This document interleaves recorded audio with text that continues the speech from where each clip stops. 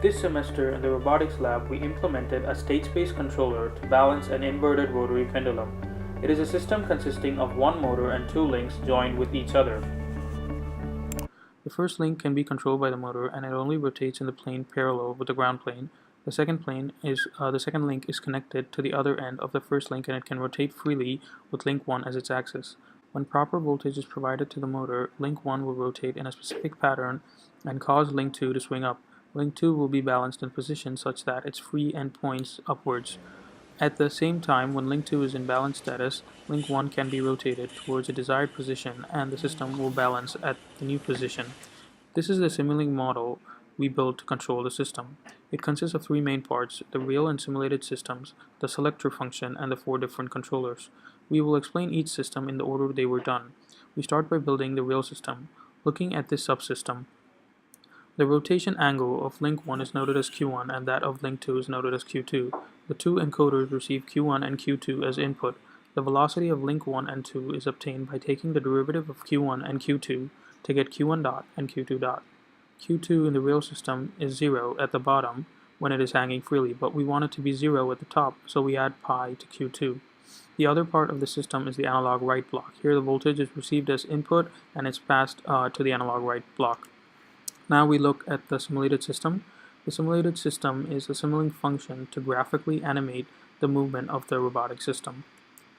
This system consists of two main functions, the kinematics and plotting function, which uses a transformation matrix to represent the two-link inverted pendulum robot.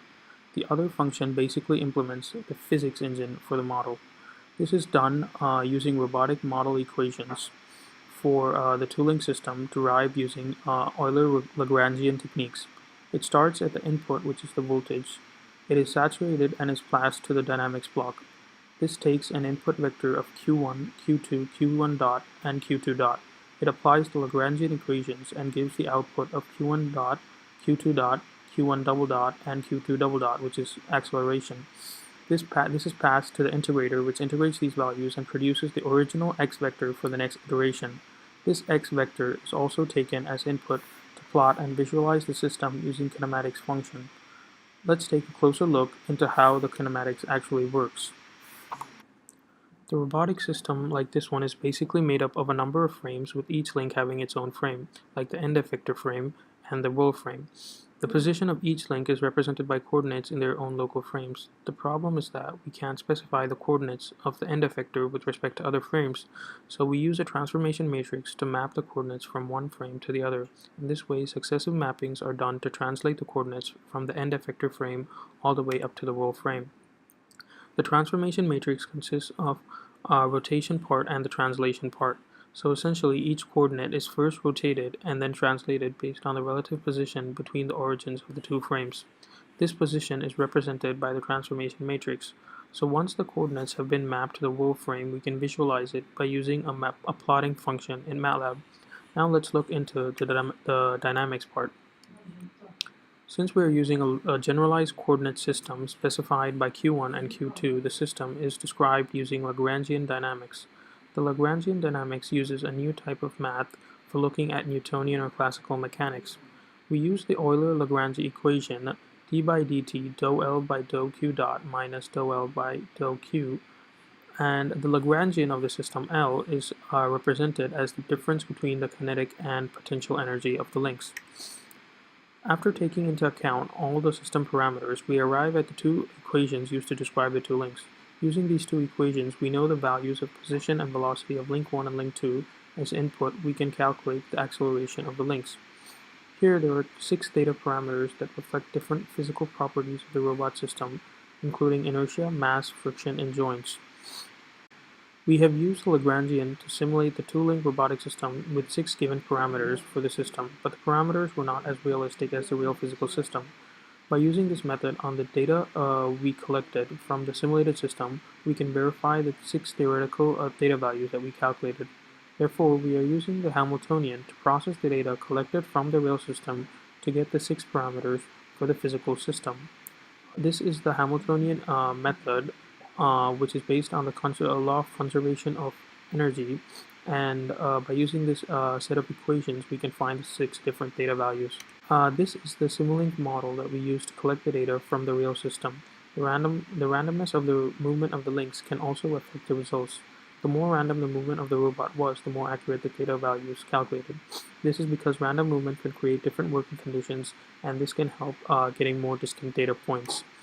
There are the data values that we obtained. It can be seen that there is a considerable difference between the theoretical and real system values. By comparing the data values from different groups for the same robot system, we concluded that the results were very close but not exactly the same. This can be caused by different working conditions for the systems. Now that we have created the necessary subsystem for visualizing and actuating the real and the simulated systems, we will see how to approach the problem of balancing the pendulum.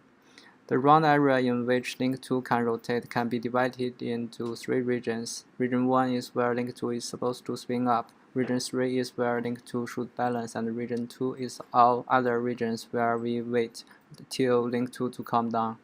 The size of region 1 is plus minus 10 degrees around the lowest position. The size of region 3 is plus minus 25 degrees around the highest position.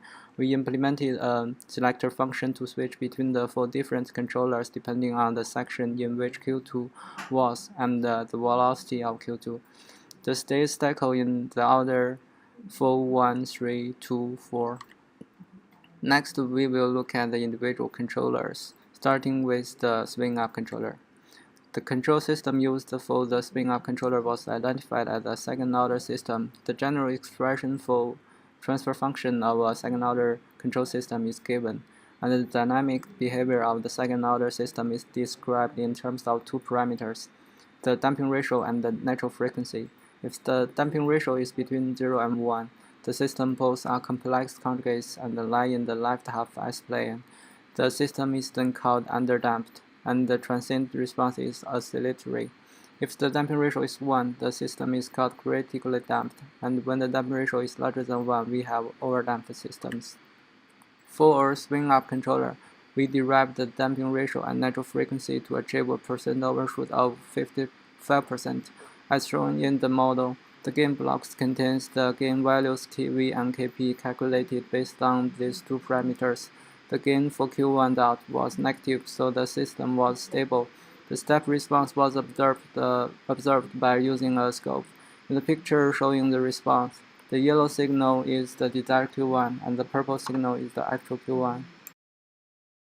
The second controller is the balance controller, which consists of a balance function that can take in the state variables and output a voltage to control the motion of link 1, thus balancing link 2.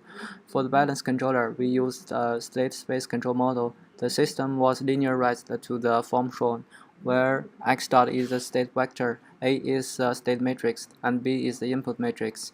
The method for feedback for the system was to multiply the output by matrix K and setting the equation as the input to the system. The values of the poles we used were real negative numbers, and they defined a proper decay performance in the homogeneous response. In order for a linear system to be stable, all of its poles must have negative real parts. That is, they must all lie within the left half of the S-plane. The K matrix was put into the balance function, and the closed loop was then formed. The closed-loop control system will therefore control the 4 state variables based on different gains for each variable. Some other functions were added to the balance controller by giving another input signal of desired Q1 to the balance function. Therefore, the controller was able to move link 1 towards a desired position while keeping link 2 balanced. The desired Q1 signal can be generated in 3 different ways. One way is using a signal generator to provide time-based signals, such as sine waves. This input can make link 2 dance in the balance mode. Another way is using a constant block combined with a slight gain block, and the user can adjust the slight gain to move link 1 to different positions. The last way is using an analog input sensor to collect signals at the input. Inside the controller, there is a control system similar to the 1. Use the full swing up controller, since this controller also controls the position of link 1. The difference is that the value of Q1 is set to 0. Finally, now that we've seen the theory of the control system, let's look at how it actually works.